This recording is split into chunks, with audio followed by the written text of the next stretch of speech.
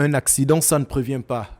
En pleine période de fin d'année, moment d'intense flux de voyages sur les différentes voies de communication, le Transgabonais a cédé à un violent éboulement de terre entre les gares de Lofoué et Boué dans la nuit du 23 au 24 décembre. L'on dénombre 4 victimes, toutes employées à la CETRAG. Les soins de santé leur ont été prodigués très rapidement. Des 4 victimes, donc 3 ont aujourd'hui, après des examens médicaux approfondis, qui n'ont pas relevé des cas, donc qui ont démontré plutôt que leur état de santé ne présentait pas de danger, donc ont pu regagner leur famille très rapidement.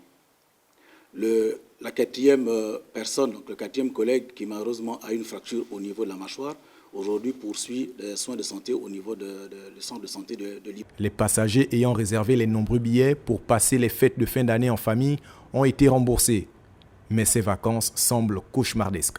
Nous avons aussi une pensée à l'endroit de nos clients, principalement les clients de trains voyageurs qui auraient souhaité, durant cette période, aller retrouver leur famille dans les provinces pour fêter les événements de fin d'année, qui malheureusement n'ont pas pu se déplacer.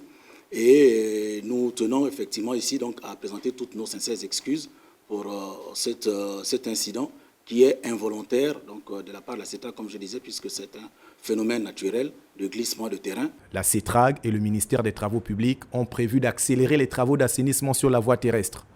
La route est la solution immédiate. Les autorités gabonaises sont en train de mettre en place aussi des actions qui permettent très rapidement donc, de créer des solutions, notamment le trafic par la route, en améliorant les voies de circulation, notamment la route de Lopé vers l'Astroville, la route de Boué vers Koumameyong, qui sont des actions qui là aussi sont menées de façon à permettre très rapidement l'écoulement des produits et le déplacement des populations vers ces zones-là. Au stade actuel, le directeur général de la CETRAG n'était pas en mesure d'avancer une estimation du temps d'interruption du trafic.